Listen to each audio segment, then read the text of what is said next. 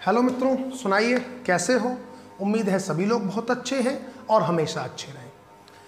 मित्रों, हमने last video में डिस्कस किया था टैक्सोनॉमिक कैटेगरीज के बारे में, और उसमें भी हमने फिर लास्ट में ये डिस्कस किया था कि अगर आपसे ये पूछा जाए, एग्जामिनर आपसे ये पूछे कि what is the unit of taxonomic classification, तो आपका आंसर होना चाहिए each taxa. Each taxa is the unit of taxonomic classification. और अगर यह पूछा जाए कि what is the smallest unit of taxonomic classification, तो आपका आंसर होना चाहिए स्पीसीज। ठीक है, वो दोनों बातें आपके समझ में आ गई। मित्रों, पहली वीडियो में हमने बायोलॉजिकल क्लासिफिकेशन के बारे में बातें की, टाइप्स के बारे में बातें की। उसके बाद वीडियो में हमने बातें की टैक्सोनॉमिक कैटेगरीज के बारे में। आज हम बातें करेंगे स्पीसीज के बारे में, बोले तो कंसेप्ट ऑफ स्पीसीज के बारे में। टॉपिक का नाम मैं लिख देता हूं मित्रों, कंसेप्ट ऑफ स्पीसीज।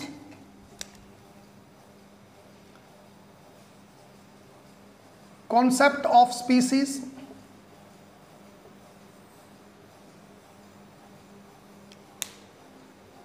ठीक है। कंसेप्ट ऑफ स्पीसीज मैंने लिख दिया। स्पीसीज कंसेप्ट किस किसने दिया मित्रों? जो term the species, term given by John रे।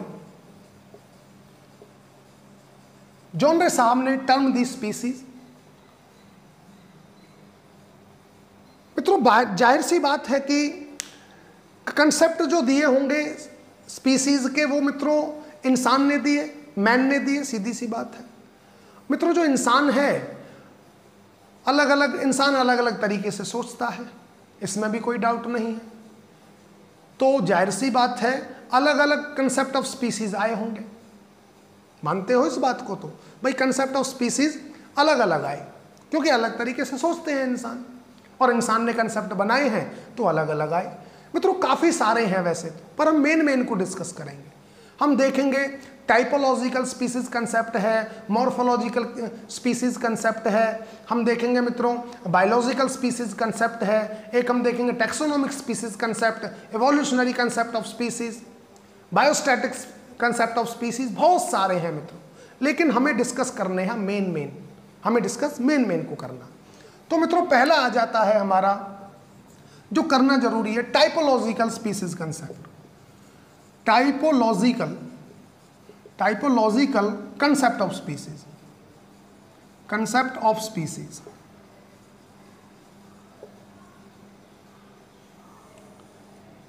मित्रों, इसको जो दिया, इस कंसेप्ट को प्रपोज करने वाले जो थे वो जॉन रे साहब थे। प्रपोज्ड बाय जॉन रे। लेकिन इसको इलॉबरेट करने वाले लीनियस साहब थे। इलॉबरेटेड बाय लीनियस।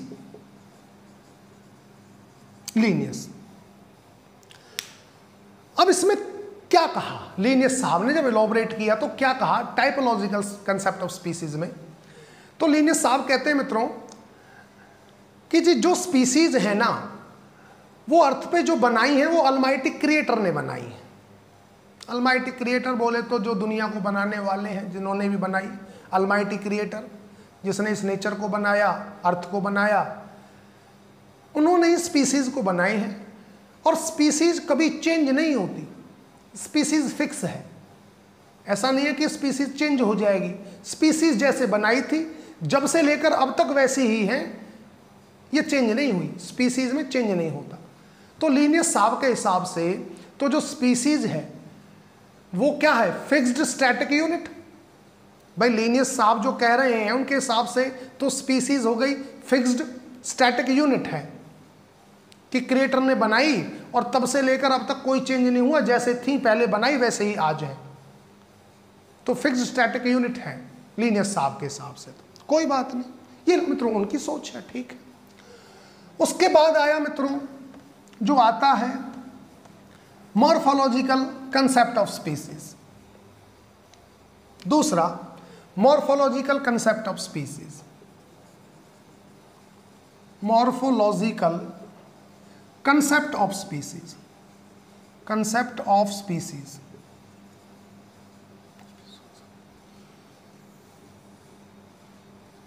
मित्रों इनको बताने वाले डार्विन साहब थे। डार्विन साहब ने ये बात बताई। मित्रों डार्विन साहब बहुत, मतलब क्या बोलूं मैं इनके लिए, क्या थे एवोल्यूशनरी बायोलॉजी में, बहुत बड़ा नाम है मित्रों डार्विन साहब। लिनियस साहब भी बहुत बड़ा नाम है मित्रों, मैं ये नहीं कह रहा, लेकिन डार्विन साहब भी मित्रों, मतलब जितना इनके बारे में बोल सकते हैं उतना कम है, ये समझ लीजिए। डार्विन साहब वो थे।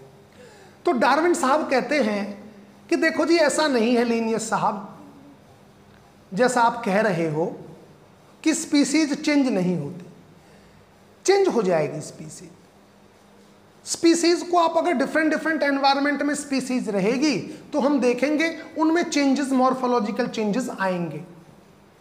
लेकिन जब उन स्पीसीज को एक जगह ला दिया जाएगा तो वो आराम से इंटरब्रीडिंग कर सकते हैं। ठीक है, अलग एनवायरनमेंट में थे तो मॉर्फोलॉजिकली डिफरेंट हो गए, लेकिन जब उन्हें एक साथ लाया गया तो वो क्या करने लगे, वो इंटरब्रीडिंग कर सकते हैं आपस में, कोई टेंशन नहीं है। तो डार्विन साहब के हिसाब से जो स्पीसीज है वो डायनेमिक यूनिट है, ना कि स्टैटिक, याद रखना मित्रों। लिनियस साहब स्टैटिक यूनिट बोल रहे हैं स्पीसीज को, और डार्विन साहब डायनेमिक यूनिट बोल रहे हैं। क्लियर है? ठीक है, ये डार्विन साहब की सोच थी। ठीक है मित्रों, अगला स्पीसीज कंसेप्ट मित्रों आता है biological species concept. Biological species concept, biological species concept. लो मित्रों, देने वाला जो व्यक्ति है वो भी बहुत बड़ा नाम है, प्रपोज्ड बाय अर्नस्ट मेयर।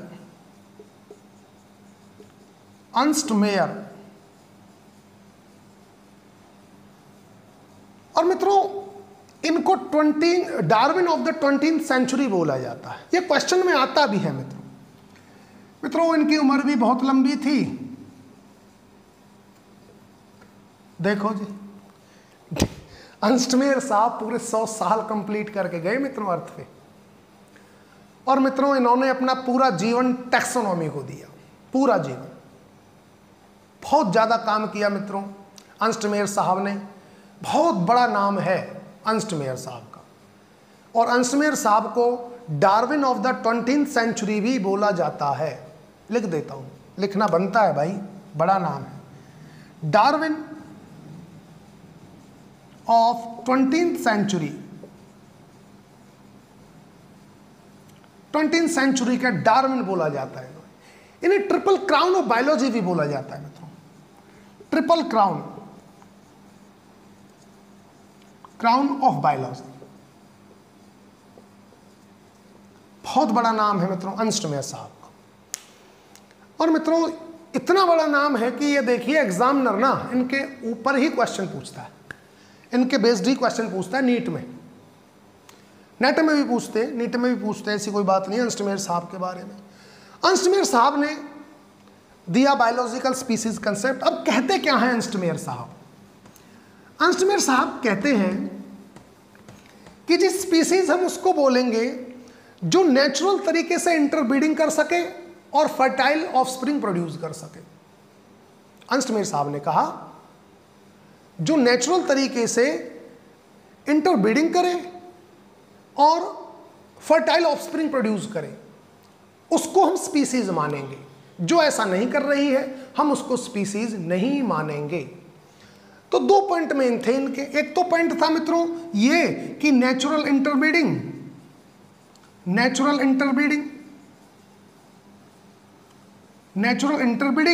और दूसरा पॉइंट ये था मित्रों फर्टाइल ऑफस्प्रिंग।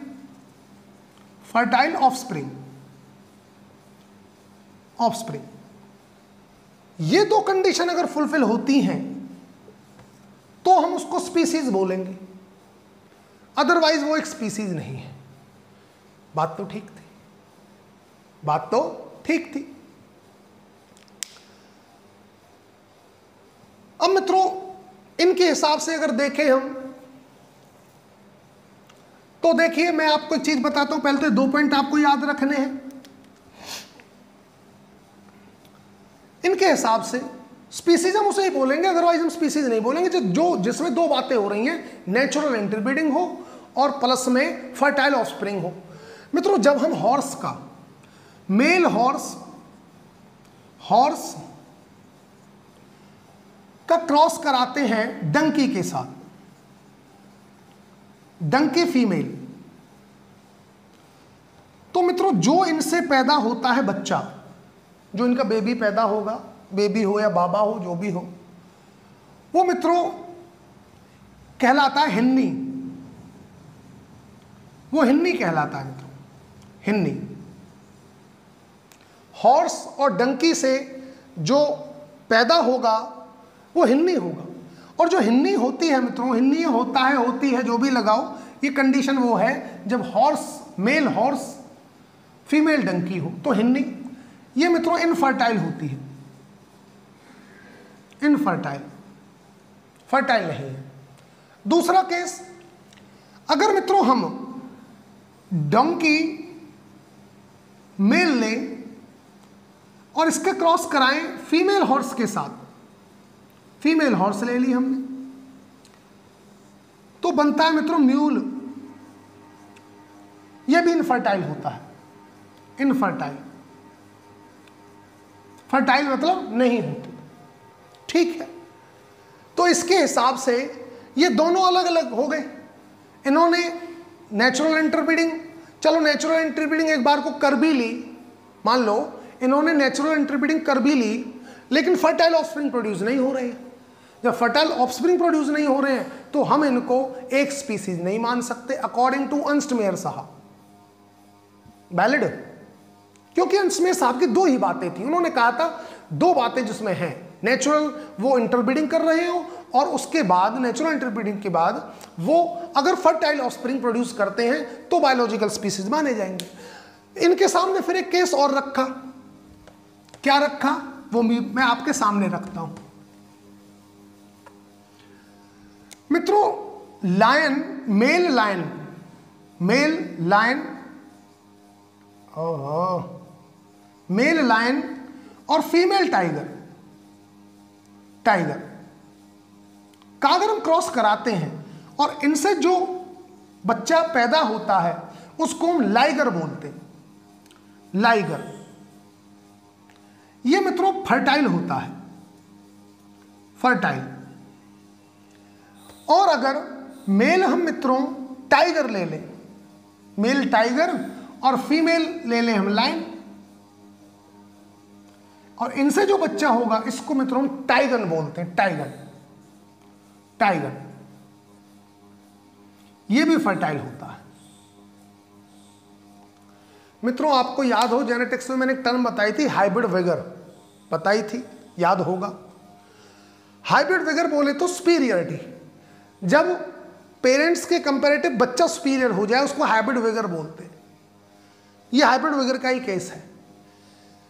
आप अगर लाइगर और टाइगर देखोगे ना, टाइगर और लाइगर, लाइगर और टाइगर मित्रों देखोगे शरीर में इतने बड़े होते हैं ना, ये इतने सुपीरियर होते हैं शरीर में अपने पेरेंट्स से बहुत ज़्यादा, फर्टाइल है।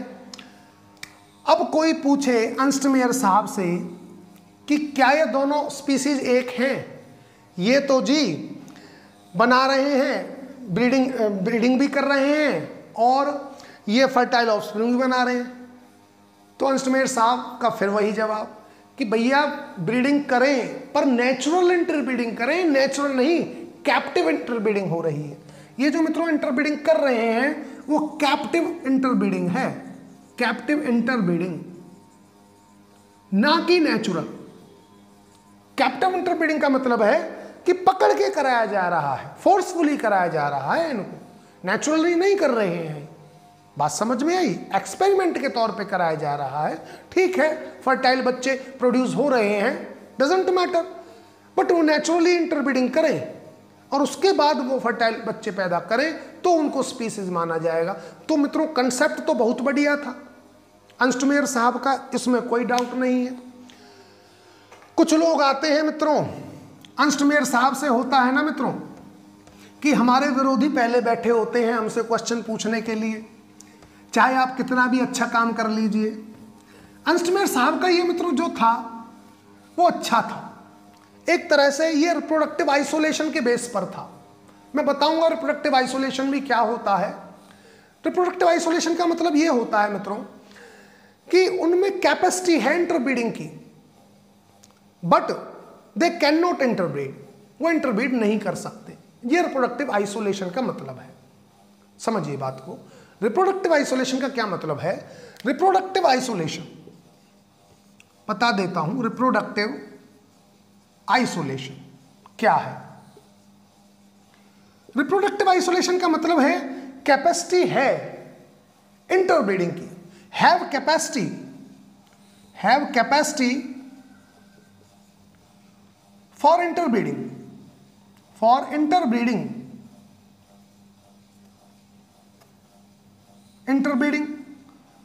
But they do not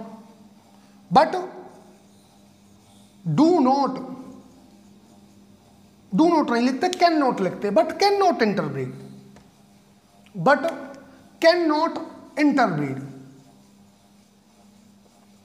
interbreed. Example भी देता हूं मित्रों, हाथी ले लीजिए, चूहा ले लीजिए, हाथी और एक चूहा। हाथी के पास कैपेसिटी है इंटरब्रीडिंग की, सीधी सी बात है, चूहे के पास भी है, लेकिन क्या वो आपस में इंटरब्रीड कर रहे हैं? नहीं कर रहे हैं ना। तो ये दोनों जो स्पीसीज होंगी इनको हम क्या बोल सकते हैं? Reproductively isolated. समझना बात, हम क्या बोल सकते हैं? रिप्रोडक्टिवली आइसोलेटेड बोलेंगे इनको, कि उनमें कैपेसिटी है बट कैपेसिटी होने के बाद वो इंटरब्रीड नहीं कर सकते, तो हम बोलेंगे स्पीसीज रिप्रोडक्टिवली आइसोलेटेड है। वैलिड? ना कि हम उन्हें बोलेंगे कि जो कर रहे हैं लेकिन फर्टाइल बच्चे प्रोड्यूस नहीं कर रहे, तो हम उनको रिप्रोडक्टिवली आइसोलेट नहीं बोलेंगे। समझ लो पहले बात, रिप्रोडक्टिवली आइसोलेट हम केवल उसे बोलेंगे कैपेसिटी है लेकिन कर नहीं सकते इंटरब्रीड, ना कि वो जो कर रहे हैं लेकिन फर्टाइल ऑफस्प्रिंग प्रोड्यूस नहीं कर रहे। और मान लो हमने फोर्सफुली करा भी दिया और फिर फर्टाइल ऑफस्प्रिंग प्रोड्यूस करें, ठीक है, तो हम उनको फिर मित्रों रिप्रोडक्टिवली आइसोलेट फोर्सफुली करा रहे हैं ना, नेचुरल तरीके से तो करा नहीं रहे, तो रिप्रोडक्टिव आइसोलेट उनको बोल सकते हैं एक तरह से। हालांकि फर्टाइल बच्चे पैदा हो रहे हैं वहां, लेकिन रिप्रोडक्टिवली आइसोलेटेड का सही मतलब ये है कि जिनके अंदर कैपेसिटी है इंटरब्रीडिंग की बट कैन नॉट इंटरब्रीड। ये मामला मित्रों क्लियर है। अब देखिए जी मित्रों, क्वेश्चन बहुत आता है यहाँ नीट से। आपको कुछ बंदे लिख कर दे देगा, बंदे बोले तो इंडिविजुअल लिख कर दे देगा, जैसे हॉर्स दे दिया, हॉर्स है, चाइना रोज दे दिया, चाइना रोज, और मान लो म्यूल दे दिया, म्यूल, एक मैन दे दिया। और इनमें पूछा अब आपसे कि इसमें यह बताइए कि इनमें से कितनी बायोलॉजिकल स्पीसीज है। समझना, यहां बच्चा बहुत फंसता है ऐसे क्वेश्चनों में मित्रों, बच्चा बहुत फंसता है कि बताइए ये हैं, इनमें बायोलॉजिकल स्पीसीज कितनी है। तो बताइए जरा कितनी बायोलॉजिकल स्पीसीज हैं। हाँ जी, बायोलॉजिकल स्पीसीज कितनी है मित्रों? बायोलॉजिकल स्पीसीज हैं यहां 2। अगर कुछ बच्चों का आंसर, मैंने टोटल बंदे तो ये लिए थे 4, और कुछ बंदों का आंसर अगर 4 आ रहा है तो वो गलत है, कुछ का 3 आ रहा होगा वो भी गलत है। आंसर है 2। एक तो हॉर्स कर सकता है और एक मैन कर सकता है, म्यूल नहीं कर सकता। क्या कर सकता है म्यूल? इंटरब्रीडिंग नहीं कर सकता। चाइना रोज मित्रों ये सेक्सुअल रिप्रोडक्शन में हम देखेंगे इसको, नहीं चाइना रोज नहीं, blue green algae, sorry blue green algae लिखना है मित्रों, यहाँ गलत लिख दिया मैंने, ब्लू ग्रीन एल्गी लिख लो आप, बीजीए ले लेते हैं, एक केस बीजीए का ले लेते हैं, ब्लू ग्रीन एल्गी का। तो ब्लू ग्रीन एल्गी अगर हम देखें, और चाइना रोज अगर होता भी, मान लो मित्रों चाइना रोज होता, मान लो चाइना रोज ही ले लेते हैं, फिर कहोगे गुरुजी चाइना रोज ले लिया तो ठीक है, फिर 3 हो जाएंगे, फिर 3 हो जाएंगे, कोई दिक्कत नहीं है। फिर आंसर हो जाएगा 3, जिनका निशान होगा 2 पे वो गलत हो जाएगा क्योंकि चाइना रोज भी आएगा, दूसरा ये और तीसरा मैन आ जाएगा, 3 कर सकते हैं। मान लो और बढ़ा दे, ब्लू ग्रीन एल्गी ले ले, चाइना रोज ना लेकर ब्लू ग्रीन एल्गी ले ले, तो ब्लू ग्रीन एल्गी मित्रों करती है एसेक्सुअल रिप्रोडक्शन। तो एसेक्सुअल रिप्रोडक्शन अगर करती है तो जाहिर सी बात है कि ये तो नहीं आएगी बायोलॉजिकल स्पीसीज के अंदर। बायोलॉजिकल स्पीसीज के अंदर तो वो आएंगे जो सेक्सुअली रिप्रोड्यूस कर रहे हैं, मानते हो? तो अगर मित्रों आपसे पूछा जाए, वो दे दे, इंडिविजुअल्स देते और आपसे तब पूछे कि बायोलॉजिकल स्पीसीज बताइए इसमें कितनी है, तो आप देखना कि सेक्सुअली रिप्रोड्यूस कौन कौन कर रहा है। जो सेक्सुअली रिप्रोड्यूस कर रहा है वो बायोलॉजिकल स्पीसीज में आएगा, वैलिड, अदरवाइज नहीं आएगा। और दूसरा हम देखेंगे मित्रों, कुछ तो कर ही नहीं सकते, कुछ तो कर ही नहीं सकते। इंटरब्रीडिंग म्यूल कहां कर सकता है? म्यूल नहीं कर सकता। तो यहां ये साइड इफेक्ट थे अंस्टमेयर साहब के। लोग तैयार खड़े थे पूछने के लिए कि अंस्टमेयर साहब हमें एक बात बताइए, आप जो बता रहे हो ये कंसेप्ट स्पीसीज का, मान लो हम इसको मान भी ले, मान लिया, चलो मान लिया हमने, बट इसमें सारे ऑर्गेनिज्म आए कहां? इसमें तो सारे ऑर्गेनिज्म नहीं आए। कुछ टैक्सोनॉमिस्ट आए मित्रों, जिन्होंने बात बोली अंस्टमेयर साहब से कि जनाब हमें एक बात बताइए, आप जो आप बात कर रहे हो कि ये है, ठीक है, मान ली आपकी बात हमने, लेकिन इसमें सारे ऑर्गेनिज्म तो नहीं आए, क्योंकि अर्थ पर ऑर्गेनिज्म तो ऐसे भी हैं जो सेक्सुअली रिप्रोड्यूस कर ही नहीं रहे, एसेक्सुअल रिप्रोड्यूस कर रहे हैं। तो उस केस में क्या? अब वहां अंस्टमेयर साहब फंस गए, वहां फंस जाते हैं अंस्टमेयर साहब। ये साइड इफेक्ट है, मतलब साइड इफेक्ट नहीं बोलूंगा, मतलब मैं बोलूंगा ये डीमेरिट है, साइड इफेक्ट नहीं बोलना, ये कोई मेडिसिन नहीं है, इसका साइड इफेक्ट है। आई मीन टू से ये मतलब मित्रों ये लिमिटेशन है, मतलब डीमेरिट है अंस्टमेयर साहब की क्लासिफिक वो उसकी कंसेप्ट की जो दिया, कंसेप्ट ऑफ स्पीसीज जो दिया अंस्टमेयर साहब ने, ये डीमेरिट थी कि इसके हिसाब से तो कुछ ऑर्गेनिज्म रह जाएंगे, आएंगे ही नहीं, जो एसेक्सुअल प्रोडक्शन कर रहे हैं वो तो आने ही नहीं है। तो टैक्सोनॉमिस्ट ने कहा कि जी हम आपकी नहीं बात मानते, हम अंस्टमेयर साहब आपसे सहमत नहीं हैं पूरी तरह से, क्योंकि आपने तो ऐसा कंसेप्ट दे दिया जिसके अंदर सारे ऑर्गेनिज्म आ ही नहीं रहे, वैलिड। तो मित्रों कुछ टैक्सोनॉमिस्ट फिर एक स्पीसीज कंसेप्ट देते हैं जिसका नाम है टैक्सोनॉमिक स्पीसीज कंसेप्ट। देखो जी, लो जी अगला आ गया।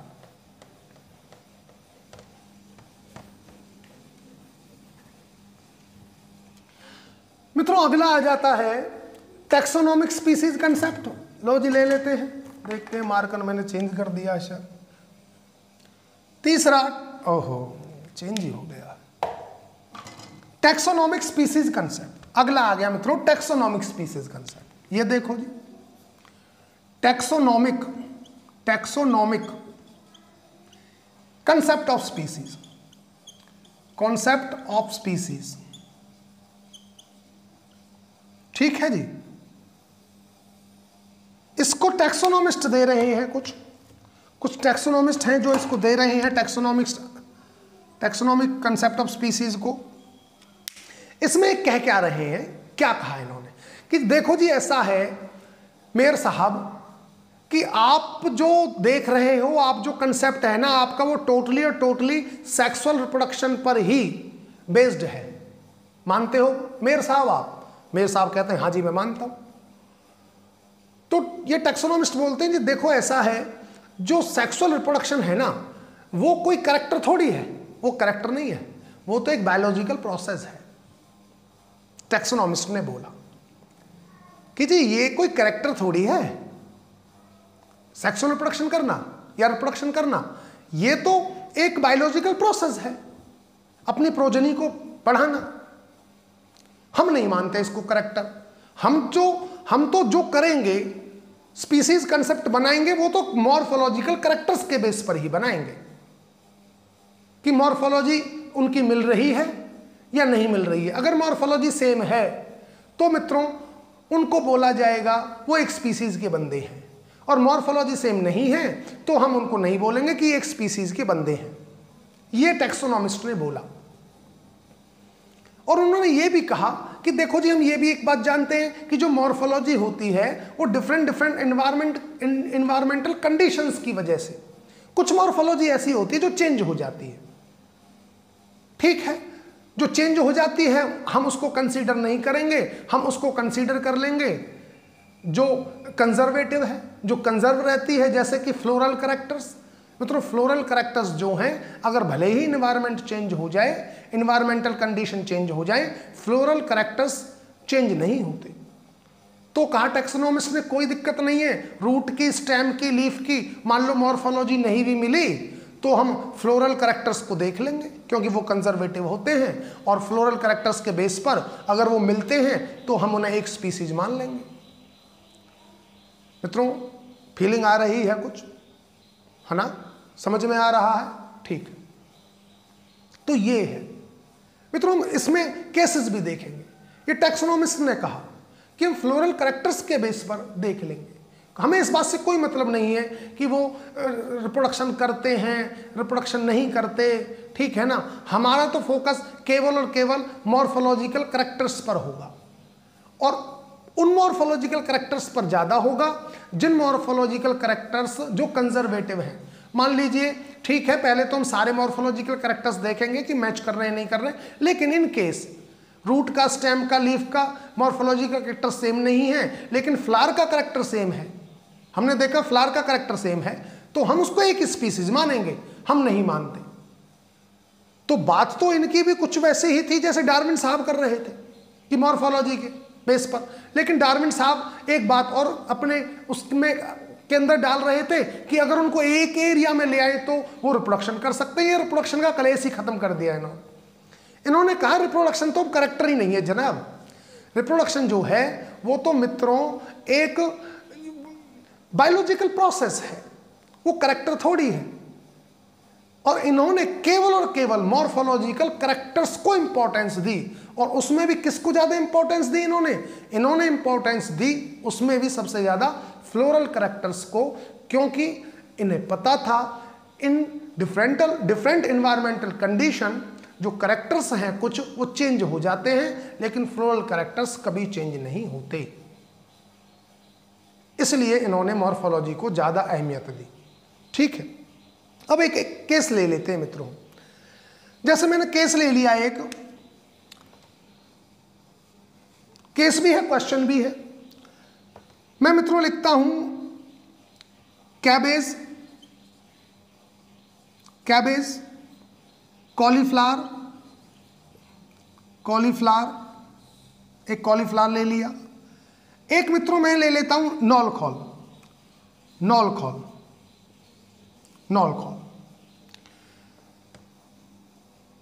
मित्रों ये ब्रेसिका ओलेरेसिया स्पीसीज सबकी सेम है, ब्रेसिका ओलेरेसिया याद रखना।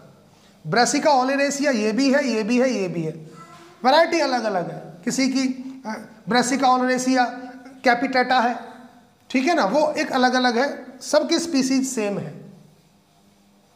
ठीक है,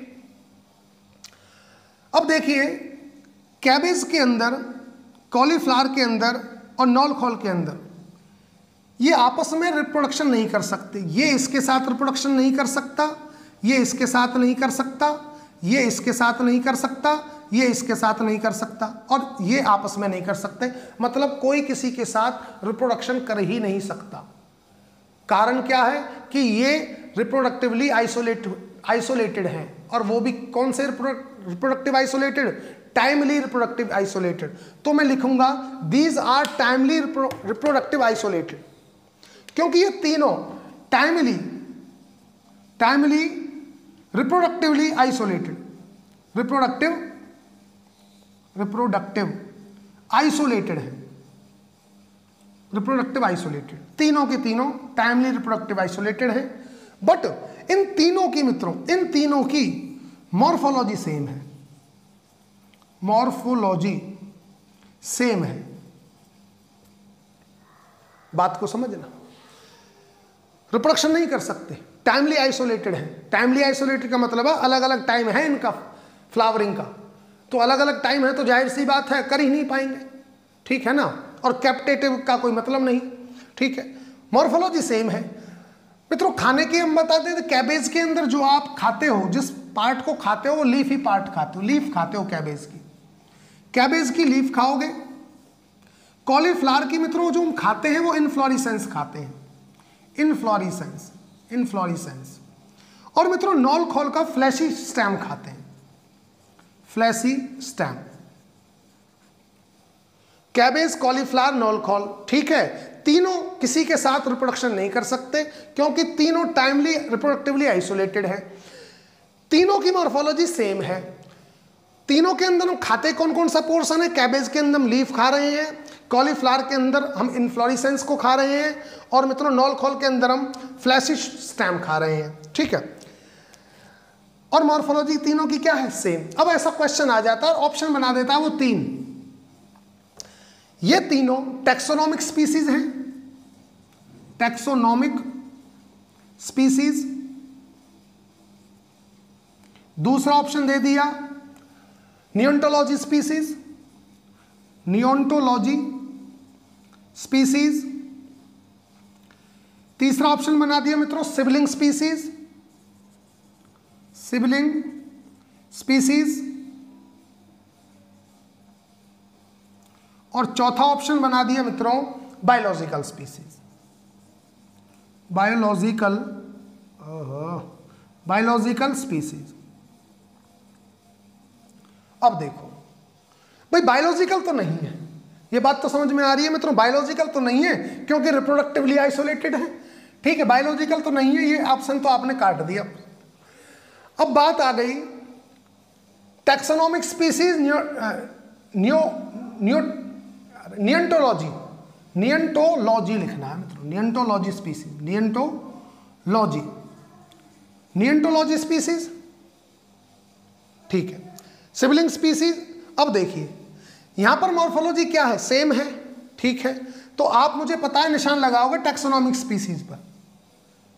आपने सोच भी लिया होगा कि हाँ गुरुजी आपने ठीक निशान लगाया है, ये टैक्सोनॉमिक स्पीसीज है। लेकिन मित्रों जब आप आंसर शीट देखोगे ना तो इसका आपको नेगेटिव मिलेगा, नेगेटिव मार्किंग होगी इसकी, ये गलत कर दिया आपने। कहोगे गुरुजी क्या, कैसे गलत कर दिया? बताओ, हमने तो गलत नहीं किया। टैक्सोनॉमिक स्पीसीज, जो टैक्सोनॉमिक कंसेप्ट है स्पीसीज का, वो तो टोटली और टोटली मॉर्फोलॉजी पर डिपेंड है, ठीक है। इसके बारे में एक क्वेश्चन आया तो मॉर्फोलॉजी सेम तो है, तो ठीक है टैक्सोनॉमिक स्पीसीज बोल रहे हैं हम, कहाँ गलत है? लेकिन फिर भी गलत मिलेगा मित्रों आपको। कारण क्या है? ये है मित्रों, ये ऑप्शन आपने गलत कर दिया, इसका सही आंसर है सिबलिंग स्पीसीज। अब सुनिए सिबलिंग स्पीसीज होती क्या है? सिबलिंग स्पीसीज,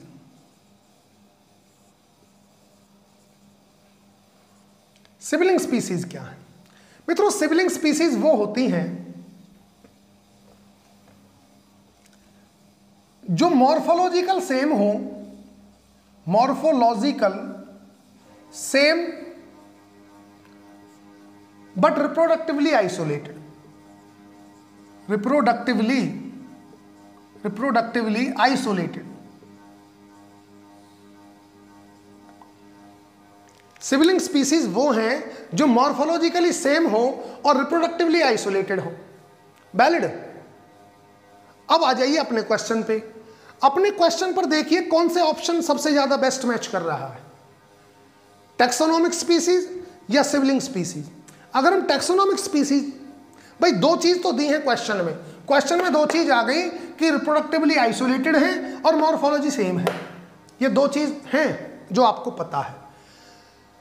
लेकिन टैक्सोनॉमिक स्पीसीज अगर आप आंसर लगाते हो तो टैक्सोनॉमिक स्पीसीज का मतलब है जो मॉर्फोलॉजी जिसकी सेम हो, रिप्रोडक्शन हो रही है नहीं हो रही उससे कोई मतलब नहीं है, हो जाए ना हो जाए कोई फर्क नहीं पड़ता, मॉर्फोलॉजी अगर सेम है तो वो मित्रों कहलाएंगे टैक्सोनॉमिक स्पीसीज। मानते हो? लेकिन इसके अंदर जो बात है वो ये है कि ये तीनों रिप्रोडक्टिवली आइसोलेटेड हैं और मॉर्फोलॉजी सेम है, तो ये कौन से ऑप्शन में सबसे ज्यादा मैच कर रहा है? आपको बेस्ट के साथ जाना है मित्रों। आपको जब भी ऑप्शन में लगाना है ना टिक, तो मित्रों होता ये है कि स्टूडेंट को जाना चाहिए बेस्ट के साथ।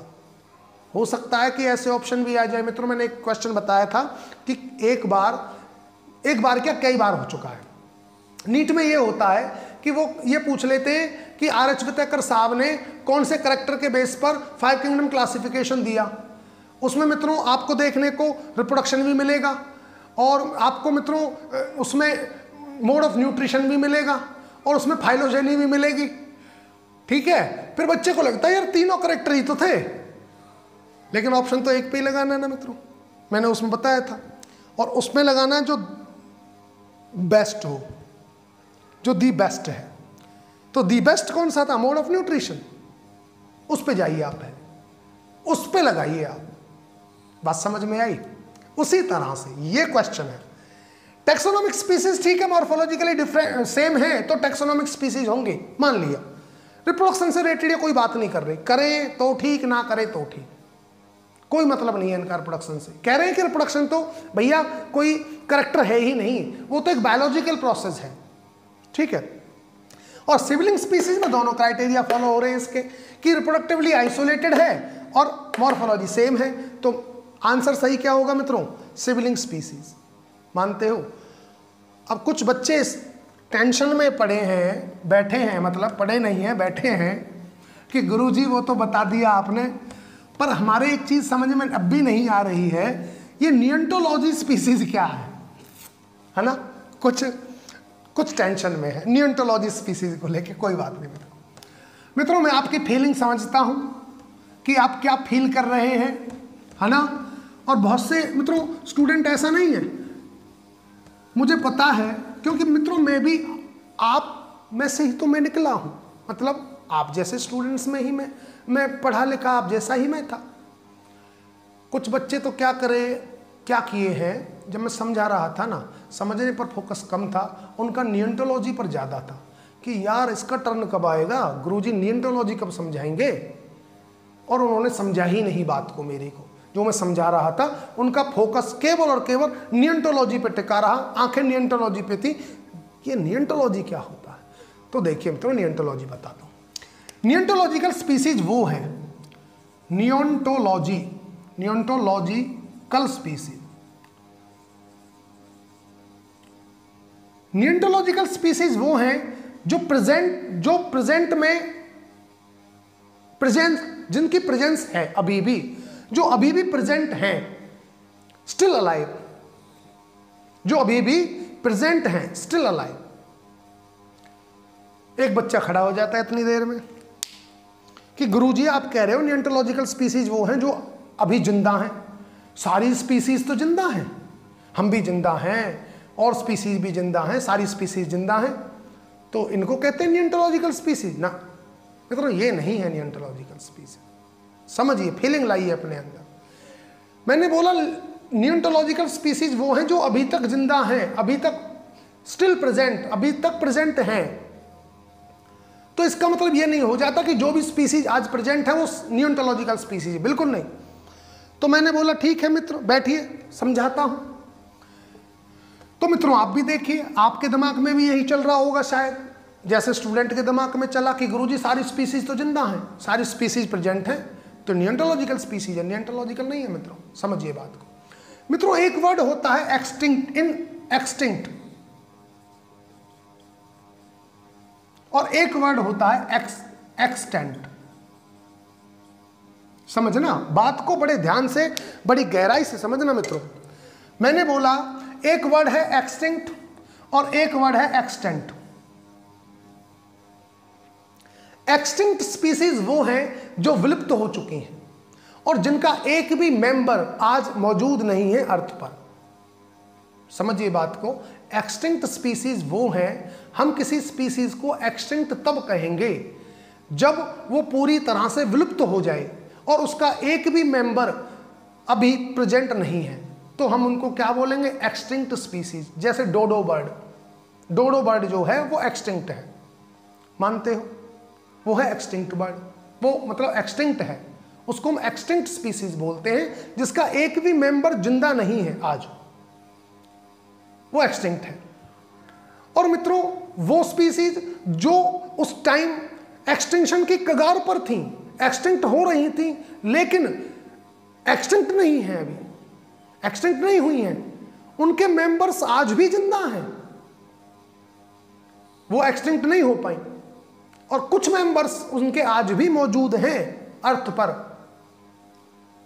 बात समझ में आई? तो उनको हम एक्सटिंक्ट नहीं बोलेंगे, तो उनको हम क्या बोलेंगे मित्रों? हम उनको एक्सटिंक्ट तो नहीं बोल सकते, क्योंकि भैया एक्सटिंक्ट तो हम तब बोलेंगे अगर एक भी मेंबर जिंदा ना हो, एक भी मेंबर ना बचा हो अर्थ पर, तब तो हम बोलेंगे कि वो स्पीसीज एक्सटिंक्ट है। लेकिन अगर मेंबर्स बचे हैं उनके अर्थ पर, तो हम उनको एक्सटिंक्ट नहीं बोलेंगे, तो क्या बोलेंगे? उनको बोलेंगे एक्सटेंट। याद रखना। तो नियोंटोलॉजिकल स्पीसीज वो स्पीसीज हैं जो एक्सटेंट हैं, ना कि एक्सटिंक्ट। एक्सटिंक्ट स्पीसीज तो वो हैं जो पूरी तरह से खत्म है, अर्थ पर है ही नहीं। और एक्सटेंट स्पीसीज वो हैं जिनके कुछ मेंबर्स आज भी जिंदा हैं, मतलब उनके साथ मामला ये चल रहा था कि वो एक्सटिंक्शन की कगार पर थे, वो हो रहे थे एक्सटिंक्ट, प्रोसेस में थे, एक्सटिंक्शन के प्रोसेस में थे, लाइन में लगे हुए थे एक्सटिंक्शन के। लेकिन फॉर्चुनेटली उनके आज भी कुछ मेंबर्स जिंदा हैं, स्टिल अलाइव, तो उनको हम एक्सटेंट स्पीसीज बोलते हैं। तो ऐसी स्पीसीज को मित्रों बोला जाता है नियोंटोलॉजिकल स्पीसीज। क्लियर है? तो नियोंटोलॉजी तो नहीं था आंसर, सीधी सी बात है। तो कौन सा था? Sibling species. मित्रों ये बात समझ में आई आपके? चलिए, तो ये स्पीसीज कंसेप्ट भी हुआ। अब देखिए, कैबेज देखा आपने, नॉलखोल देखा या कॉलीफ्लावर देखा, एक ही स्पीसीज तो है, ब्रेसिका ओलेरेसिया। वैरायटी अलग अलग है, ठीक है ना? तो उसके अंदर पढ़ते हैं, वैरायटी है, वो स्पीसीज एक ही है, लेकिन रिप्रोडक्शन नहीं कर रहे वो। अब टैक्सोनॉमिक कंसेप्ट ऑफ स्पीसीज की खास बात क्या है? टैक्सोनॉमिक स्पीसीज कंसेप्ट की खास बात यह है मित्रों कि इस कंसेप्ट के अंदर अब सारे ऑर्गेनिज्म को आप ले सकते हो, चाहे वो सेक्सुअल रिप्रोडक्शन कर रहा हो, चाहे वो एसेक्सुअल रिप्रोडक्शन कर रहा हो, और चाहे वो कुछ नहीं कर रहा हो। हालांकि ऐसा तो होगा ही नहीं, क्योंकि कोई ऑर्गेनिज्म कुछ भी ना करे, समझ रहे हो ना? या तो वो सेक्सुअली रिप्रोड्यूस करेगा या एसेक्सुअली रिप्रोड्यूस करेगा, करेगा तो सही कुछ ना कुछ। तो मित्रों इस कंसेप्ट के अंदर हम सब सारे ऑर्गेनिजम्स को ले सकते हैं, लेकिन जो अपने अंस्टमेयर साहब का जो था बायोलॉजिकल स्पीसीज कंसेप्ट, उसके अंदर सारे ऑर्गेनिजम्स नहीं आ सकते, क्योंकि वो केवल एप्लीकेबल था केवल और केवल सेक्सुअली रिप्रोड्यूसिंग ऑर्गेनिजम्स के लिए। बात समझ में आई? तो ठीक है, अच्छा है मित्रों। कुछ लोग और भी देते हैं अपना, जैसे एक आया इवोल्यूशनरी कंसेप्ट ऑफ स्पीसीज, वो भी समझिए थोड़ा सा। मैं बता रहा हूं लोगों के थॉट कैसे कैसे थे, लोगों के सोचने का तरीका कैसा कैसा था। एक मित्रों स्पीसीज कंसेप्ट ये भी आता है। तो मित्रों कितने डिस्कस कर दिए हमने अब तक? 3 या 4 कर चुके हैं आई थिंक। ठीक है, नेक्स्ट मैं लिखता हूँ, नेक्स्ट ये है। अब मुझे ये तो याद नहीं यार कौन से नंबर का है ना, नेक्स्ट लिख देते हैं। नेक्स्ट आगे मित्रों इवोल्यूशनरी कंसेप्ट ऑफ स्पीसीज। देखो जी, इवोल्यूशनरी क्या था?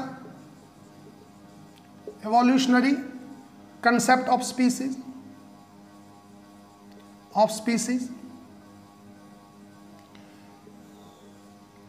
इवोल्यूशनरी कंसेप्ट ऑफ स्पीसीज में ये कहा कि सिंगल लीनिएज, जो एक लीनिएज है, the members of a single lineage is descendant from A common ancestor. जो एक लीनिएज से निकले हैं, जो एक लीनिएज में है और जो कॉमन एंसेस्टर से बने हैं, वो सब एक स्पीसीज के मेंबर होंगे। क्या मतलब हुआ यार? एक लीनिएज में तो मतलब बहुत सी स्पीसीज निकल जाती हैं, इससे क्या मतलब है? इवोल्यूशनरी मतलब ये भी आया एक मित्रों। एक बायोस्टैटिक कंसेप्ट आया स्पीसीज का, एक आया biostatic concept of species, static concept of species. इसको देने वाले लोगों ने पता क्या कहा? इसको देने वाले लोगों ने कहा कि जी आप एक काम करिए, आप सबके बीच में ना आप हाइब्रिडाइजेशन कराकर देखिए। पहले हाइब्रिडाइजेशन एक्सपेरिमेंट कराइए, हाइब्रिडाइजेशन करा कर देखिए क्या उनके अंदर इंटरब्रीडिंग हो पा रही है। अगर उनके अंदर हाइब्रिडाइजेशन से मतलब इंटरब्रीडिंग हो पा रही है और फर्टाइल ऑफस्प्रिंग प्रोड्यूस हो रही है, चाहे भले ही कैप्टेटिव करना पड़े, डजेंट मैटर, करा कर देखें आप। अगर हो पा रही है तो वो एक स्पीसीज के बंदे हैं, अदरवाइज वो डिफरेंट है। ये भी कोई मतलब हुआ यार? पकड़ पकड़ के कराओ आप, ये क्या मतलब हुआ? ये तो कोई मतलब नहीं है। कैप्टेटिव नहीं, ठीक है ना। इससे तो फिर अंस्टमेयर साहब का ही ठीक था कि उन्होंने क्या बोला मित्रों, उन्होंने बोला नेचुरल तरीके से जो नेचुरली इंटरब्रीडिंग करें और जो फर्टाइल ऑफस्प्रिंग प्रोड्यूस करें वो होंगे सेम स्पीसीज के। ये कह रहे हैं ना जी, आप पकड़ पकड़ के कराओ, चाहे कैप्टेटिव कराना पड़े, कैसा भी कराना पड़े, फोर्सफुली कराना पड़े, कराओ आप और करा कर देखो इंटरब्रीडिंग हो पा रही है और उसके बाद क्या बच्चे फर्टाइल प्रोड्यूस हो रहे हैं। पहली बात तो हो रहे हैं नहीं हो रहे हैं ये देखो, और हो रहे हैं तो क्या फर्टाइल हो रहे हैं ये देखो। ये है बायोस्टैटिक कंसेप्ट ऑफ स्पीसीज। तो मित्रों इस तरह के different different concept of species आए बायोलॉजी के अंदर, लेकिन जो मेन थे मैंने आपको बताया मित्रों। मेन में आप जो है biological species concept, taxonomic species concept, ये है मेन।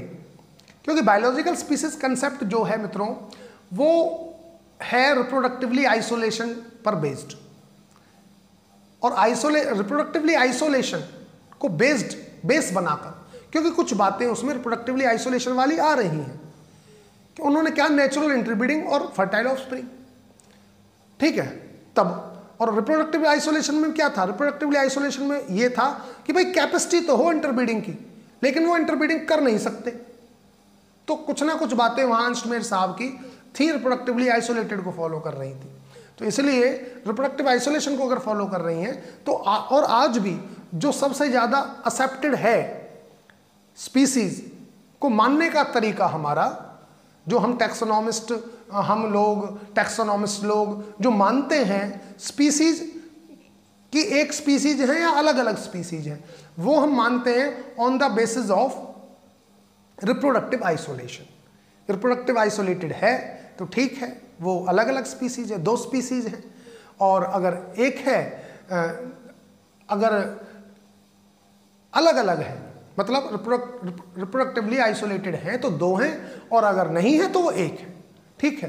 फिर बात अटक जाती है टैक्सोनॉमिस्ट साहब की, उनकी बात भी ठीक थी। तो मित्रों मैंने इसीलिए बोला कि जो स्पीसीज कंसेप्ट आया वो सब लोगों ने अपनी अपनी जगह सही था, अपनी अपनी जगह सब सही है। ना कोई ऐसा है कि हम किसी को ये बोलें ये गलत है या ये ज़्यादा सही है, ठीक है, वो हमारी मेंटेलिटी पर डिपेंड करता है, हमें कौन सा सही लग रहा है हम उसके साथ जाएंगे।